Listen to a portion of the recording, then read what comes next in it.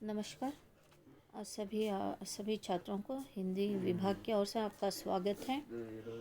आज हम non detail यानी एपिड भाग में खून के रिश्ते के कथा यानी कहानी है। ये कहानी आप लोगों के सामने प्रस्तुत हो रही है। इसके लेखक हैं भीष्म साहनी। लेखक परिचय। हिंदी साहित्यकार में भीष्म साहनी का नाम बड़े आधार से लिया जाता है। आपका जन्म 8 अगस्त सन 1915 ईस्वी को रावलपिंडी में हुआ। आपके पिता का नाम हरिवंश लाल था। आपने मासकों के विदेशी भाषा प्रकाशन गृह में सन 1957 से लेकर सन 1963 तक अनुवाद के रूप में काम किया। आप दिल्ली कॉलेज में अंग्रेजी के वरिष्ठता के पद पर कार्यरत रहे। आपकी विचार दृष्टि राष्ट्रीय और समाज परक थी। आपने अपनी कहानियों में निम्न मध्यवर्गीय परिवार की कुंठताओं, निराशा, घुटन, असंगतियों का स्वाभाविक तथा प्रभावशाली चित्रण प्रस्तुत किया है। आपकी सामाजिक दृष्टि स्वस्थ तथा स्पष्ट है। आपकी मृत्यु 11 जुलाई 2003 ईस्वी को हुई। आपकी प्रसिद्ध कहानी में माता, विमाता, बीवर, सिर का सदका, प्रोफेसर, अपने अपने बच्चे, खून का रिश्ता, चीफ की दावत आदि शामिल हैं। तमस आपकी बहुचर्चित उपन्यास है। प्रस्तुत कहानी में भीष्म साहनी जी ने सगाई के रस्म रिश्तेदारों की अहमियत, वीर जी का ₹125 में ही सगाई पर बल देना, मंगल सेन को अपनी हैसियत पर नाज होना, मंगल सेन को अतः सगाई में ले जाना, उनकी अतिथियां सत्कार, एक चमचा का खो जाने, वीर जी का क्रोध प्रकट करना, मंगल सेन के साथ दुर्व्यवहार, प्रभा के भाई द्वारा चमचा का वापस ला कर देना आदि घटनाओं का सजीव चित्रण प्रस्तुत किया है। वर्तमान परिवेश में यह कहानी अत्यंत प्रासंगिक है और कहानी तत्वों पर भी यह खरी उतरी है।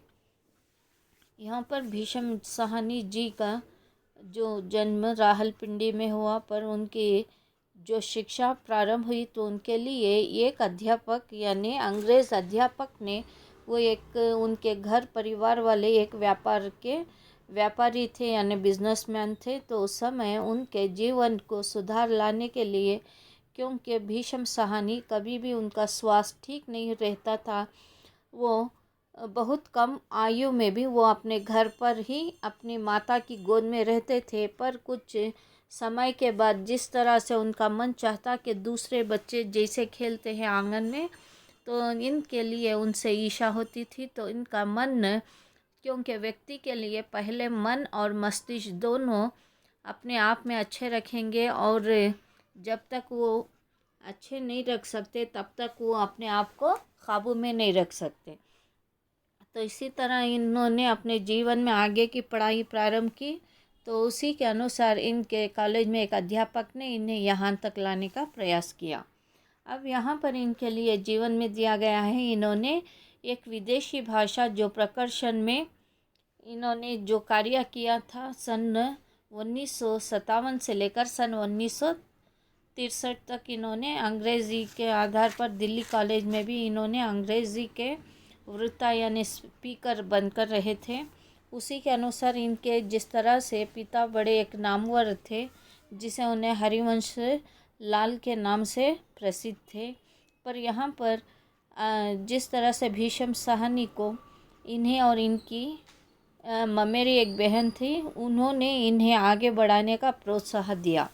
इनकी मृत्यु सन 11 जुलाई 2003 में होकर है और उनकी विशेष प्रसिद्ध कहानियाँ यहाँ पर जिस तरह से दिया गया है, ये सारी उनकी सबसे महान कहानियाँ हैं। उसमें तमस जो है ये सबसे अधिक और सबसे यानी मशहूर होने वाली एक उपन्यास है। अब यहाँ पर एक कहानी जिस पर आधारित है, आजकल के जिस तरह से रिश्ते हैं, अगर कोई व्यक्ति किसी के घर पर रहता है तो उस व्यक्ति का अनाधार होना या आधार करना, ये वो उस घर परिवार के ऊपर निर्भर होता है। तो अगर कुछ चीज़ खो जाती है तो उस व्यक्ति के ऊपर डाउट आता है। उसी के ऊपर आज ये खून का रिश्ते की कथा आप सभी के सामने प्रस्तुत होगी। और आज के जिस तरह से विवाह, जिस तरह से बिना दहेज बिना पैसे लिए, जिस तरह से एक पढ़ी लिखी लड़की हो या पढ़े लिखे अच्छे परिवार से लाने के लिए बिना पैसे के सिर्फ 1.25 रुपया यानी 1.25 रुपये उसे 1.25 रुपया बोलते हैं। तो ऐसा वाला शगुन लेकर जो रिश्ता निभाने वाला व्यक्ति होता है उसके ऊपर यानी ये कथा निर्भर करती है। और जिस तरह से रिश्ते के परिवार के आधार पर निर्भर बल देने वाला उद्देश्य से इस कहानी का चयन किया गया है। प्रस्तुत कहानी इसके आगे। खाट की पट्टी पर बैठे चाचा मंगलसेन हाथ में चिल्लम थामे सपना देख रहा था। उसने देखा कि वह समधियों के घर बैठा और वीर जी की सगाई हो रही है। उसकी पगड़ी पर केसर की छींटें हैं और हाथ में दूध का गिलास है जिसे वह घुट घुट कर के पी रहा है। दूध पीते हुए कभी बादाम की गिरी मुंह में जाती है तो कभी पिस्ते की। बाबूजी पास खड़े समधियों से उसका परिचय करा रहे हैं। यह मेरा चाचाजाद छोटा भाई है मंगलसेन। समधी मंगलसेन के चारों ओर घूम रहे हैं। उनमें से एक झुककर बड़े आग्रह से पूछता है, और दूध लाऊं चाचा जी? थोड़ा सा और अच्छा ले आओ। आधा गिलास मंगलसेन कहता है और यानी दर्जनों से गिलास के तले में से शक्कर निकाल कर चाटने लगता है।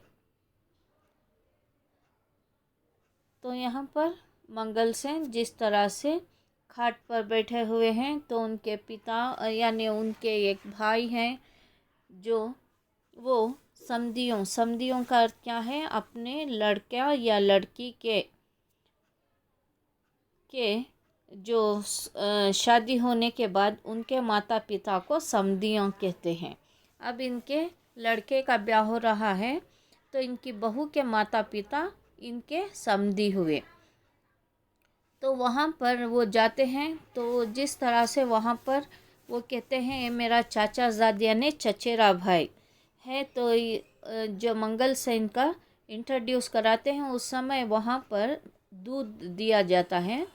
वो दूध में जिस तरह से बादाम यानी आलमंड ये सारी चीज़ें उसमें मिक्स होकर रहती है, वो जैसे चबाते रहते हैं वो टेस्ट उनके ज़बान को यानी टंग को, जीभ को लगने लगती है। तो उस समय एक व्यक्ति बड़े आदर से पूछता है कि आपको और थोड़ा दूध लेकर आएं।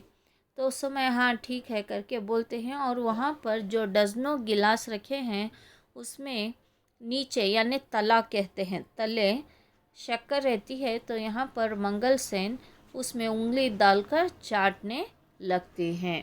मंगलसेन ने जीभ का चटकारा लिए और सिर हिलाते हुए तंबाकू की कड़वाहट से भरे मुंह में भी मिठास आ गई, मगर स्वप्न भंग हो गया।